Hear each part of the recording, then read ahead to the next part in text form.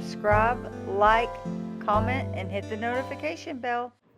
Hi friends, how are y'all? If you're new here, welcome. My name's Brandy and I have been on a health and wellness journey for about the past 2 years. And if you're a returning viewer, I highly appreciate you.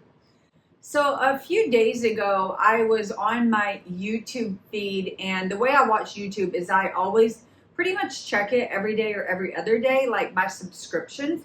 And then I save everything to watch later, and then I watch it all at once, usually during a commute or something. But so just a few days ago, Nikki Gets Fit, she had a thumbnail pop up, was something like 5 things I wish I would have known before starting my weight loss journey or starting WW, something along those lines. And so that day while I was heading into work, I just kept thinking about that. I haven't watched her video. I just saved it to my watch later, and I was still thinking about it on commuting to and from work. So today I finally jotted down a little list of 5 things I wish I would have known prior to starting my weight loss journey. I'm not sure if it'll align with hers or not. Like I said, I haven't watched it. I plan on watching it tonight, but I wanted to get mine out there before being influenced by hers.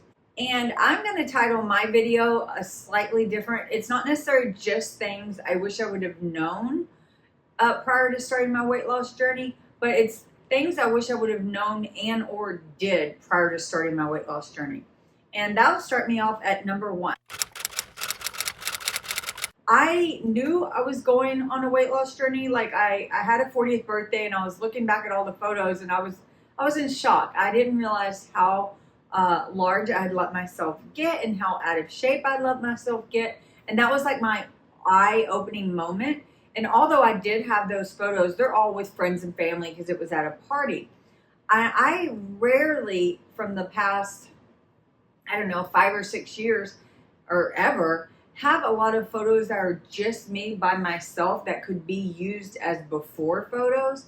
They're very slim. I've tried to find some for like thumbnails and videos, and I just really don't have any. So since I am on this health and fitness journey, I really wish I would have taken some before videos or photos in like different outfits, different types of outfits, dresses, active wear, maybe like a suit. I wish I had that, not only to share on my YouTube channel, but to show myself visually how far I've come. Because now I feel like I don't feel like my progress is as substantial as maybe it is, because I don't have a photo of it to reflect back on, if that makes sense.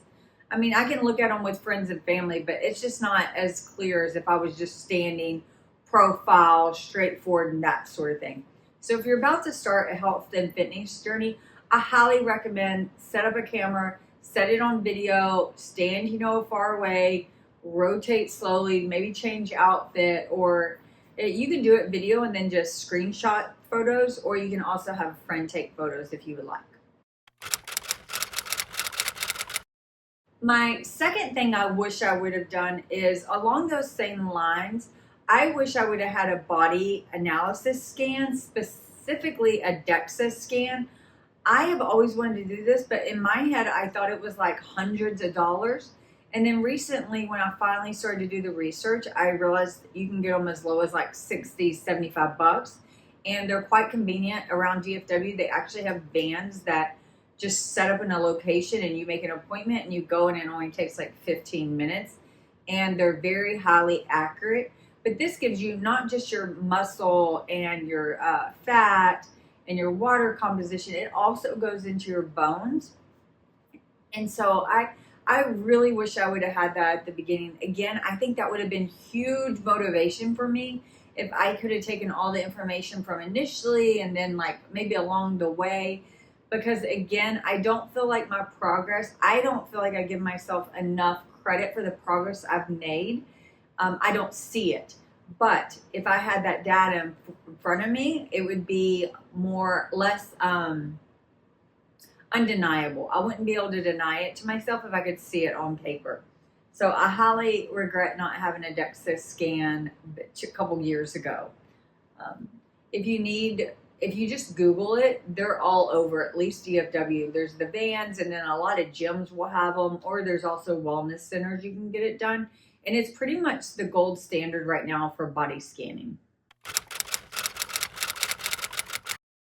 The third thing is I wish I would have understood that when I started this journey, in my head, I was starting a diet. And I did begin on WW Weight Watchers, but I don't think that matters. But what program you're going with, I would have felt the same way.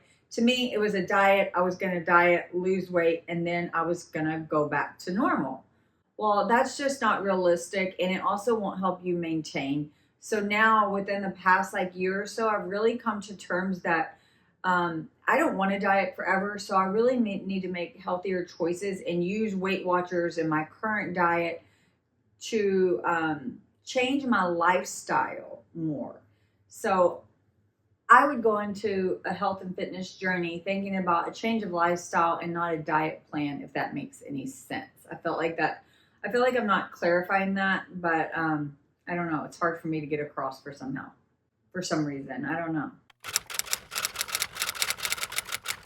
And the fourth thing I wish I would have realized prior to starting my health and fitness journey is that you do not have to give up all the high calorie or high point, in my situation, since I do follow WW items, and replace them with the trendy, whatever YouTube and social media is telling you is like the lower point replacement. And I'm guilty. I definitely replace higher point items with better lower point alternatives, such as my bread and my tortillas. Things like that don't bother me, and I do think they help me stay on the right track. But at the beginning of my journey, I gave up like nuts because those are really high points. Whereas now I realize I would rather eat the nuts and count the 6 points than have 2 points worth of a Laughing Cow cheese. Like, there's certain areas that just because it's less points, it won't satiate me, and it won't, I can still make higher point items work. So does that make sense? I've just realized where I'm willing to spend the points and where I'm not willing to spend the points. Like, I'm not willing to spend the points on drinks, such as soda and whatnot, but I am willing to spend the points on having bread with pasta, having my nuts, or having a sweet treat. Those to me are like more worth the points, and cheese. Cheese is one I'm willing to spend the points. But I'm willing to not eat full fat pasta so I can have more points on cheese. So you'll learn what's worth it to you and what's not.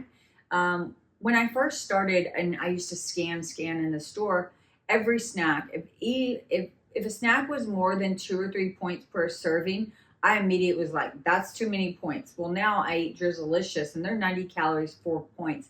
And that doesn't even faze me. It seems really realistic. Whereas I used to only try to keep my snacks like 2 points, 3 max. And that's not sustainable long term. And it just doesn't make me feel like I'm making the best choices for me.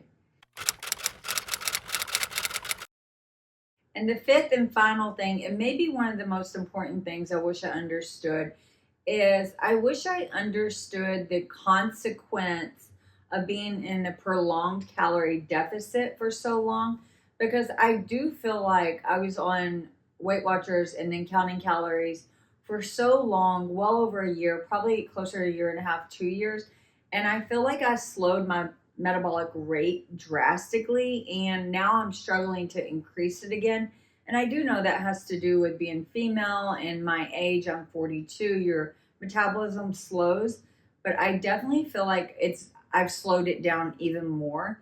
So I did not do the research and study proper nutrition and dieting and before just starting on a diet.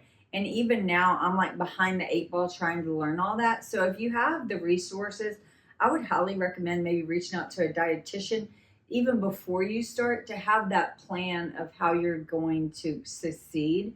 I have recently read up on how people they will be at a calorie deficit, but then they go off the calorie deficit, but it's not that simple. They kind of like stair step it down. And then I think they even stair step it up. that's something I'm still learning about and reading, but I wish I would have understood it before starting my weight loss journey. So that's all I have, friends. I hope these tips helped you. And if you're starting your weight loss journey here soon, good luck. Just know if you fall off, get right back on.